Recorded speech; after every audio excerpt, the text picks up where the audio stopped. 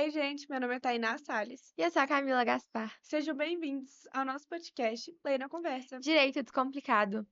Bom, gente, esse já é o nosso segundo episódio da nossa série de podcasts da matéria Processo de Conhecimento, Tutelas Provisórias. E hoje a gente vai falar sobre os princípios processuais. Bom, gente, a gente vai iniciar com o princípio da inafastabilidade da jurisdição estatal. Então, ele é uma garantia fundamental que expressa o direito ao acesso à justiça. Então, ele é o direito de buscar a proteção jurisdicional com lesão ou ameaça de lesão, né, a um direito fornecido, né, pelo direcionamento jurisdicional. E a gente tem o princípio do dispositivo, que ele estabelece que o juiz ele só pode agir quando ele for provocado pelas partes e que ele só pode proferir uma decisão dentro dos argumentos que foram trazidos ali nos autos. E o princípio do dispositivo, ele se desdobra em duas dimensões. No princípio da inércia ou do impulso legal, que estabelece que o processo começa com a iniciativa das partes, mas ele se desenvolve por impulso oficial. O que isso significa, né? Significa que uma das partes, o autor, ele vai ter que provocar o poder judiciário, ele vai ter que ajuizar uma ação. Só que, uma vez iniciado o processo, ele vai se desenvolver e o juiz, ele pode dar andamentos ali para o procedimento. E o processo, uma vez começado, ele vai ser extinto com ou sem a resolução do mérito necessariamente. E o segundo desdobramento desse princípio é o princípio da congruência ou da adstrição, que estabelece que o juiz ele deve decidir o mérito nos limites dos argumentos trazidos pelas partes nos autos. Ele não pode trazer questões ali que não foram abordadas pelas partes. Caso isso aconteça, ocorre o risco dessa sentença ser viciosa, né? A gente tem três tipos de vícios. O vício citra petita, que ocorre quando o juiz ele julga aquém daquilo que foi pedido. Ele julga a menos do que foi pedido. Então, por exemplo, eu entro numa ação de danos morais e danos materiais, mas o juiz ele não se manifesta acerca dos danos morais. Ele só julga os danos materiais. Então, a gente tem ali um julgador que está julgando a menos daquilo que foi pedido. A gente também tem o vício ultra petita, que ocorre quando o juiz ele julga a mais daquilo que foi pedido. Então, por exemplo, se eu entro com uma ação de indenização por danos materiais e eu peço 50 mil de indenização e ele me concede 100 mil, ele está julgando a mais daquilo que foi pedido. Lembrando que o juiz ele só pode decidir, o limite dele é aquilo que eu peço, que o autor pede, na verdade. Então, se o autor pediu 50 mil reais de danos materiais, ele pode dar até 50 mil. Com os danos morais, a gente entende ali, a jurisprudência e a doutrina entendem que cabe ali o jogador a decidir um valor a mais se ele achar necessário. Mas a gente não precisa entrar com esses detalhes agora, né? E a gente tem um outro vício, que é o vício extra petita, que ocorre quando o juiz julga diversamente daquilo que foi pedido. Então, por exemplo, se eu entro com uma ação de indenização por danos morais e o juiz concede lucros cessantes que não foram pedidos, ele está julgando diversamente do que foi pedido e a sentença ali tem um vício extra petita.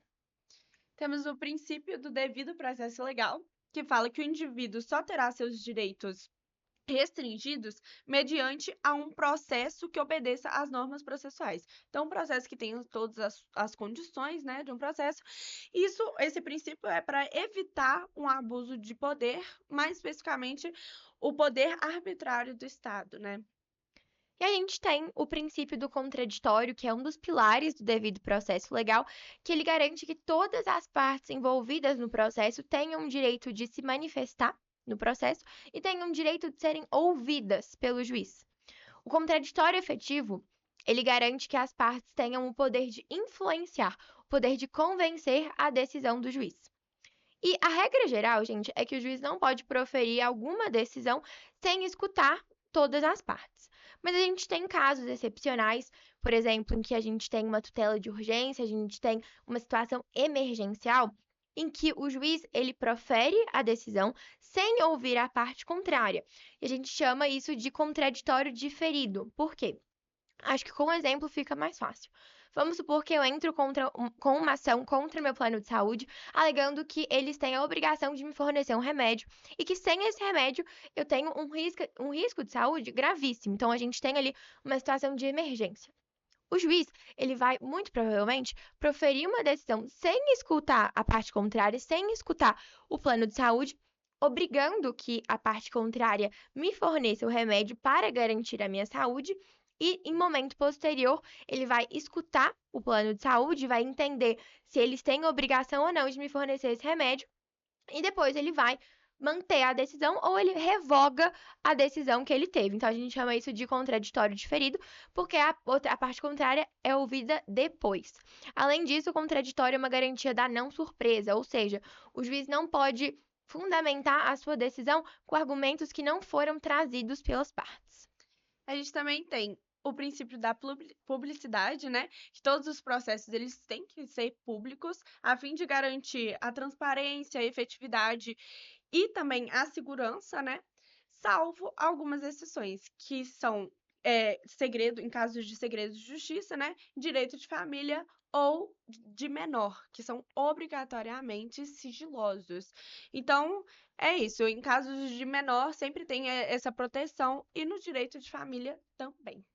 E a gente tem o princípio da primazia do julgamento do mérito e da duração razoável do processo, que vai estabelecer que uma garantia que as partes obtenham em um tempo razoável a solução integral do mérito, que é a concretização do direito material, ou seja, a gente tem uma garantia de que o processo ele corra, ele tramita em um tempo razoável e que, como a gente prioriza a solução do mérito, a gente tem uma satisfação do direito material.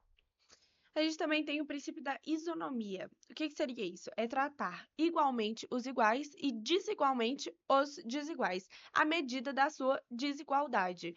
Então, para a gente exemplificar aqui, eu trouxe um exemplo da inversão do ônus da prova. O que seria isso? Via de regra, né? O, a responsabilidade de provar, né, é da parte autora. Porém, devido a uma relação de consumo que tenha desvantagem científica, técnica ou econômica, há essa inversão de responsabilidade, né, de obrigação de provar. Então, é nessas situações que esse princípio é mais efetivo, né? A gente tem o princípio da boa-fé processual e da cooperação processual. A boa-fé estabelece esse padrão de eticidade imposto pela lei, cujo descumprimento acarreta uma série de consequências processuais. É importante ressaltar que a boa-fé ela é presumida e a má-fé deve ser provada. Mas uma vez que é comprovada a má-fé, a parte que infringiu essas regras éticas, ela vai ali sofrer uma série de penalidades processuais. A gente tem o princípio da cooperação processual, que se conecta muito com o princípio da boa-fé, que vai estabelecer que todos os sujeitos do processo, seja as partes, seja o juiz, eles têm que cooperar entre si para que se obtenha em tempo razoável a decisão do mérito, uma decisão justa e tempestiva. A gente tem o princípio da imparcialidade, né, que define que o juiz deve atuar sem favorecer uma parte em específica, né, decidindo o processo de forma neutra e objetiva. Então, ele garante o devido processo legal, que tenha todas as garantias do processo, né, as condições do processo, o princípio do contraditório, né, e ampla defesa, que foi citado pela Camis, e também o juiz natural, né.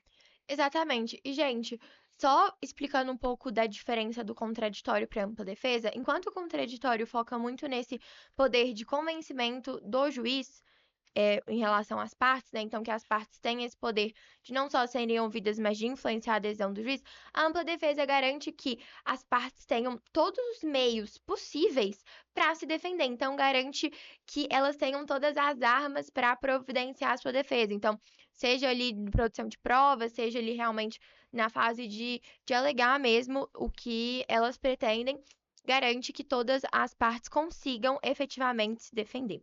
E a gente tem o princípio da motivação das decisões judiciais, que estabelece que todas as decisões do juiz devem ser fundamentadas, devem ser justificadas. E a gente tem o princípio da persuasão racional do juiz, que o juiz tem liberdade, né, de valorar as provas do processo, desde que ele fundamente as decisões, de acordo, né, com o princípio da motivação das decisões judiciais. E a gente tem o princípio da instrumentalidade das formas, que vai falar pra gente que o instrumento, o processo, é um mero instrumento para satisfação do direito material. Isso significa que, mesmo que o processo não observe alguma exigência que não é expressa na lei, mas que não prejudica as partes e que realmente consiga satisfazer o direito material, o processo ele é válido. Então, não é qualquer não observação a uma norma procedimental que vai tornar o procedimento todo nulo. A nossa prioridade dentro do processo é sempre chegar ali à satisfação do direito material. E a gente tem o princípio da economia processual, que o processo ele deve alcançar o máximo de resultado com o mínimo de atos possíveis. Então, evitando assim um desperdício de tempo e de recurso. E esse princípio ele se conecta também com o princípio dito pela Camis, né, da instrumentalidade das formas, que mesmo que tenha um erro formal, ele não o processo não necessariamente será anulado, né? Ele pode se a intenção Uhum. persistir, então ele pode ser considerado, porque caso ele seja anulado só por um erro formal, perderia tempo e recurso. Exatamente. E para finalizar, a gente tem o princípio do duplo grau de jurisdição, que é uma garantia constitucional de que a gente tem acesso tanto à primeira instância quanto à segunda instância. Ou seja, se eu ajuizo uma ação e o juiz ele profere uma decisão ou alguma sentença e eu não concordo com isso, eu tenho o direito de recorrer. E esse meu recurso vai ser analisado, vai ser julgado pela segunda instância, pelos desembargadores. Isso significa, gente, que o processo não necessariamente vai tramitar para as instâncias superiores, né? Então, as instâncias superiores não são uma garantia constitucional. A gente precisa preencher uma série de requisitos para que o processo seja aceito para ser julgado ali em uma instância superior, né? Bom, gente, então é isso. A gente passou por alguns dos princípios, óbvios que não foram todos, Mas mas foram muitos. foram muitos e muito importantes esses princípios. Então, se vocês tiverem alguma dúvida, podem comentar aqui no Spotify ou no YouTube, ou então, se você tiver alguma vergonha, pode mandar mensagem pra gente no nosso Instagram. Eu levo o nome Lei da Conversa também, nosso usuário. E é Exatamente. isso. Acompanhe a gente para os próximos episódios. Tchau! Beijos!